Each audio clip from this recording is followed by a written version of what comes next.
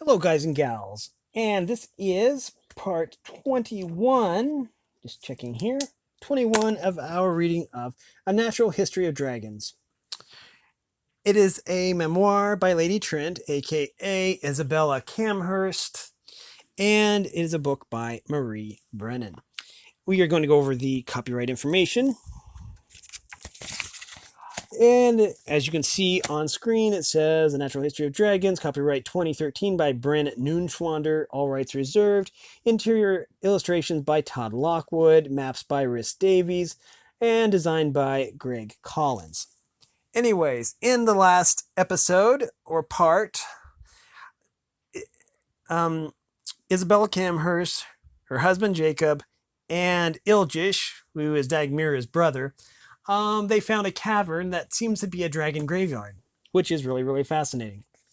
And basically, that's what we learned last time. And there was a picture of the dragon graveyard. So, now we are ready to continue. Jacob and I exchanged wide-eyed stares. Scrambling to my feet without his hand, I seized my torch from Iljish and ran back across the cavern floor to where we had left the dragon carcass. Rotting meat could not deter me now. I plunged my hand into the mess, seeking. Sure enough, some of the bone crumbled beneath my fingers, but not all. I shouted towards Jacob, my voice echoing madly off the stone. It should be entirely gone by now, should it not? Lord Hilford said. Yes, he shouted back. Isabella, come see. I think all of this is bone. Once more across the cavern.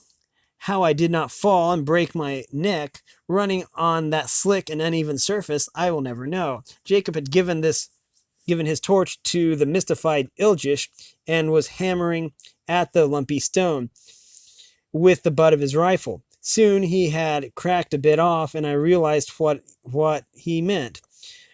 What I had taken for a cave formation was, in fact, a layer of accretion over a pile of dragon bone. There could be no question now. Any bone that had been there long enough for such a process to occur should have been dust ages since. It's somehow petrified, I said, dumbfounded. Jacob raised his rifle again and then lowered it abruptly. No, I'm just destroying it. He stopped, helpless. What we needed was a stone carver's tool, something delicate enough to chisel these remains out of their stony matrix without damaging them, but we had brought nothing of the sort with us. Nor, not to this cave, and not to Vestrana. Who would ever have thought we would need them? There are bound to be more samples here, I said, though I shared his frustration. What's important is that we bring something back for Lord Hilford and Mr. Wilker to see. Get a few more chips and we'll break off this long bone. We don't have all of it, but some of a bone is better than none. With a pained look on his face, Jacob smashed his rifle down where the long bone vanished into the pile, cracking it clean through. We collected all we could and might have gone looking for more, save that Iljish tugged my sleeve. Please, ma'am. I looked where he was pointing and saw the light beginning to dim at the cave mouth. If we were to climb out of the ravine before it got dark, we needed to go soon. Reluctantly, Jacob and I bundled up our prizes and left the cavern. Even with our ropes, getting up the ravine wall was no easy matter. I could manage the partially walkable bits, but that bottom 20-foot purely vertical defeated me. I had not the first clue how to climb a rope, nor the arm strength with which to follow Jacob's well-meant advice. I finally allowed Iljish to go before me, then clung to the line while the two of them hauled me up by main force. Between that and the abseiling, I don't know if I'm pronouncing that right, Abseiling. It's a term for climbing, but I don't know I don't know it. I think I left enough skin behind on those rocks to cover an entire second person. With our bone fragments packed away as carefully as we could manage, we ate a hasty meal, then lay down to sleep. Or to try. Jacob took the first watch, and I knew it was because he was as wakeful as I. Curling on my side to regard him, I said, Jacob, do you think this has anything to do with the attacks? He had, of course, been considering the same thing. He crossed his arms over his knees. At first I thought it might when we found the carcass. It may have been some change in the dragon's behavior, them bringing their dead here and showing aggression to people, but with those new bones, or rather the old ones, those must have been there for years, Isabella.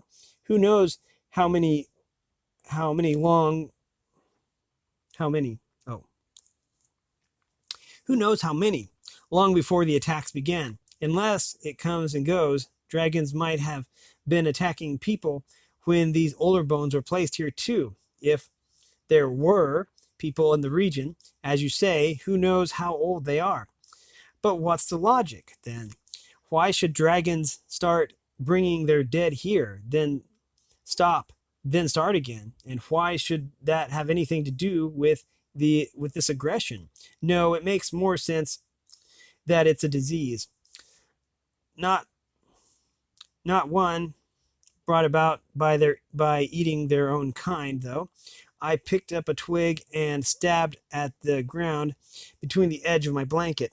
Perhaps it's something to do with this Zagret Mott. Jacob's eyes glittered with the last flickers of the fire. He did not answer at first, then he shook his head, bowing it until it nearly rested on his folded arms. I should say that's superstitious nonsense, but I'm not certain of anything any longer. Zagret Mat didn't start hunting the village until after I went to the ruins, I said. The attack started far earlier, but that doesn't mean there isn't some connection that I'm missing. The last log end collapsed into a heap of embers. With a muffled sigh, Jacob said, You won't figure it out by fretting. Get some rest, Isabella, and hope for answers in the morning. I drew the blanket closer around my shoulders and waited for the sleep to come. Chapter 18. Lord Hilford's answer from the bowyer. More trouble in the night. Consequences in the morning. Return to the ruins. What Dagmira and I saw there. The hike back to Drustanev was quicker, though more punishing to the knees. As we descended towards the village, and blessedly undisturbed by dragons, we had a splendid view of Gretelkin's house as we came in, and I saw the telltale signs of activity and said someone, the telltale signs of activity that said someone had returned. It proved to be both Lord Hilford and Mr. Wilker, each of whom must have pressed quite hard on their journey for them to be back so soon, unless... Did you manage to see the bowyer? I burst out as we came into the workroom, suddenly worried that something might have turned Lord Hilford back. I did, and when the devil have you two been? The Earl said. He went on before I could answer him, making it clear the question had been rhetorical. Really, Camhurst, for a man who was so enthusiastic to let his wife come to Vestrana in the first place, you're remarkably willing to drag her all over it now that she's here. Jacob looked shamefaced at the accusation. For my own part, I was taken aback. It was unlike Lord Hilford to speak that way when he had been so readily agreeable before. Jacob shrugged. Jacob dragged me nowhere, I said with asperity. We went for a lovely hike and discovered something completely unknown to the science of dragon naturalism, but you will not hear it until you say what has put this burr in your brain that you should accuse my husband like this. Mr. Wilker had been seated on a stool by the window, his face in his hands. Now he sat up and said, the creature was stalking him. I blinked. What? All my thoughts had bent upon the wonderful news we had to tell them once they returned. I had quite forgotten I had quite forgotten what had sent Mr. Wilker after Lord Hilford in the first place. We found more prints burned into the ground, he said, along the path toward the Boyer's lodge. Did you see it? I asked Lord Hilford, with perhaps a touch more eagerness than was polite. I suppose I should have asked first if he was well, but I could see with my own eyes that he was. The other had to be asked. No, the Earl said, and I wasn't about to let that priest drown me in a stream either. But that night, he harumphed into his mustache. Well, I don't know what I heard. Menkem declared I was coming back to Drusenev, though unless I let him do his little ritual, it seemed more poloric to agree. Oh, politic. Something like that. Jacob admitted, we've had no trouble, not of that sort, since we left him. Since we let him purify us. Neither did we, Mr. Wilker answered. That's settled then, I said briskly. No more hauntings, and we can show you this. In the interest of not misleading the reader, I should admit that more than scientific rationality led me to dismiss the specter of Zagret Mott so quickly. I had managed to half forget the sounds I heard, and the footprints burned into the slope behind the house. I did not deny the evidence, but I did trivialize it, for it had not been repeated. Hearing that Lord Hilford had been stalked by the beast, or whatever it was, unnerved me badly, and I responded by ignoring it. That is not, of course, a terribly profitable response, and I do not recommend it to the reader. Problems rarely go away because you ignore them, and this one will prove no different. But the choice was made, and the samples from our cave expedition laid out. These distracted Lord Hilford on the spot. He snatched them up, exclaiming, and Mr. Wilker was not far behind. The Earl's assistant, however, withheld his acclaim, examining the fragments closely. It's a darn shame you could not get anything intact, he said. I bristled at his critical tone, which seemed to imply that the shortcoming was due to sheer laziness on our part and not a lack of suitable equipment. With pieces this incomplete and so crusted with minerals, I cannot agree that they are certainly dragon bone. More likely some other large predator, a bear perhaps. It is not a bear, I said sharply, before Jacob or the Earl could respond. Mr. Wilker gave me a pitying look. On what do you base your declaration, Mrs. Camhurst? He laid the faintest stress on my title of courtesy, which put my back up as if I had been laced into the most severe of corsets. What are the skeletal characteristics which mark Ursine anatomy? Unless you have been studying a great many books we have not brought with us, my knowledge of such matters is far more complete than yours. It is my judgment that we shall be trusting in this matter, and my knowledge of what we saw in the cave are far more complete than yours, Mr. Wilker. I shot back. I saw with my own eyes the carcass of our slain dragon, whose bones should have fallen to dust long since, and on that I base my judgment of these fragments. It was not kind of me, but I laid my own stress, not nearly as faint, on his own form of address. He he heard my implication very clearly. Mr. Wilker was not a gentleman by birth, and in those days I did not understand what effort had been required for him to lift himself above his humble birth, obtain an education, and bring himself into the circle of a man as socially and scientifically exalted as Lord Hilford. I therefore did not understand why he should resent me and my presence on this expedition. But the blame must be shared equally. Neither of us behaved very well towards the other, and I was in the process of proving. Mr. Wilker reddened. Your judgment, Mrs. Camhurst? I was not aware that you had any authority in this expedition except that of which pencil to choose in your drawing. But as you seem to have adapted your husband's as you seem to have adopted your husband's trousers, perhaps I was wrong. Now see here, Jacob said, his voice rising.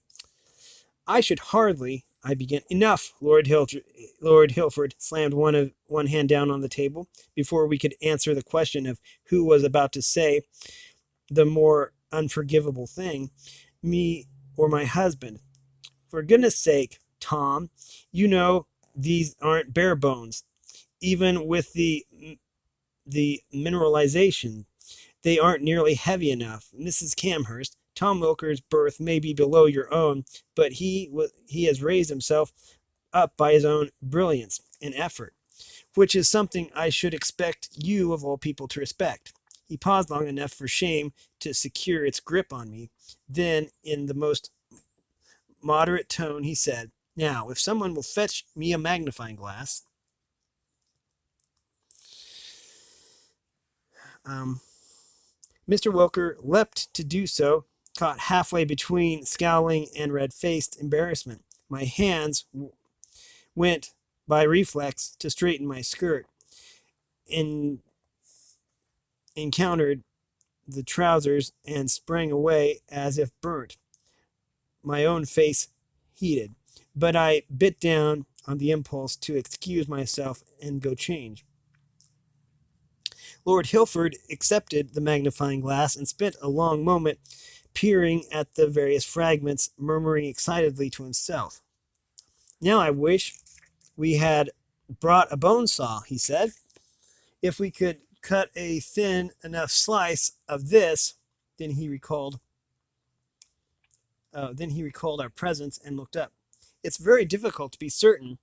The bone has become saturated with all manner of minerals, but I've long speculated that dragon bone were not hollow, is spongy, far beyond what we find in other creatures. Skeletons, in fact, a crystallographer of my acquaintance thinks the material may be arranged quite regularly to provide strength while minimizing weight. We might at last have a sample with which to answer that question. Where did you say you found this? I left that for Jacob to explain. Lord Hilford was, of course, correct, but his insight did not go far enough. I envied Mr. Wilker for the simple fact that our society made it easier to transcend class than sex, which was not only unfair to me, but in some respects inaccurate. There is sometimes a greater willingness to make an exception for a woman than a man, so long as her breeding is good enough. But at the tender age of 19, I had not yet seen enough of the world to understand that. Fortunately, Mr. Wilker seemed as eager as I to sweep the matter under the rug, or at least for the moment. I sent Dagmira to roust up our cook. Our group of four talked animatedly all the time we waited for supper. and all the way through it, I should set out tomorrow morning and see it for myself, Lord Hilford said, except these old feet demand a rest. The day after, perhaps. I'd almost forgotten about our own journey and its purpose. What did the Bowyer say? Jacob asked. Ah, that's right. Tom's heard, but you haven't, the Earl said, his napkin aside, looking sober. The Earl laid his napkin aside, looking sober. It didn't go as well as we might have hoped. Kurzov didn't come out and say this. It would have made him look rather foolish, but I don't think Gretelkin's arrangements with him were nearly so extensive as I'd been led to believe. Arrangements concerning our visit, that is. He seemed to have expected us to be skirling tourists, not natural historians on an expedition, I said. The Earl nodded. He knows now, of course. Some gossip carried word to him. No doubt he's not unfriendly to science, mind you. That guest of his, Gaetano Rossi, is a scientist himself, but our welcome was chillier than I might have hoped for. Jacob had been picking at his remaining food. Now he laid his knife down. So he will not help us? Oh, he will, Lord Hilford said. The man is a Razesh of his. The man is a Razesh of his, after all, and I can't be permitted to simply vanish. Kurzov's guess is that Gretelkin fell prey to a dragon. His own people have had quite a bit of trouble with the attacks, but he has promised to mount a search, and someone will come around to inform us if they find anything, or for that matter, if they don't. It should have reassured me, but it did not. Very few things since our arrival have made it quite so clear to me how isolated we were here. Gretelkin was more than an ordinary villager, and still his absence had managed to go unremarked for all this time. The natural thought following on that sprang from my mouth without waiting for permission. Did none of the villagers report the disappearance of him? Oh, the disappearance to him. Lord Hilford frowned, shaking his head. This was the first Kurzov had heard of it. A villager would not have got in to see the Bowyer himself. Perhaps they reported it, but no one wanted to trouble Kurzov himself with the matter. Mr. Wilker said. He did not sound as if he was even convinced himself. I can ask the mayor tomorrow, Jacob said. Then he sobered. If the man will help us, the villagers haven't been fond of us at any point, and these strange troubles have soured opinion even worse. Would you like me to ask Dagmira? I offered. I would not go so far as to say that she likes me, but I think she would answer. Mr. Wilker did not make the disparaging comment he might have indulged in before. Lord Hilford said, "You may as well try, Mrs. Camhurst, and if that fails, we can approach the mayor." The gentlemen then agreed they should spend the next day studying the bone fragments and asking about for delicate stone-cutting tools, though for the latter they did not hold out much hope. And so we all went to bed. But, as so often happened during the expedition, nothing went as we had planned. I did not hear any sounds in the night, but others did, and even had their neighbors doubted their word, the remainder of the evidence was plain for all to see. There must have been a dozen prints burned into the ground, all around the village, perhaps more. I did not count. I might have, as before, scientific modes of thought provided me with some refuge against fear, but we were not permitted to go in search. We were not permitted past permitted past our front door. I would not term them a mob precisely, as Mr. Wilkers said rather sourly. There were not enough people in Jerusalem to get up a proper mob, nor it being daylight did they have burning torches, but there were various tools in their hands, from shepherd's crooks to hoes to, yes, a couple of pitchforks, and there was a great deal of angry shouting. Menchem did not lead the charge, but he was up among the leaders just behind Urjash Mashuston, the mayor. When Lord Hilford stepped out to speak with him, the man held up one hand, looking regretful, but also frightened and determined. "You must leave," Mashuston said. "All of you, gather your things and go, and take the demon with you." We're going to have to stop that here. Let me put the bookmark in. Okay.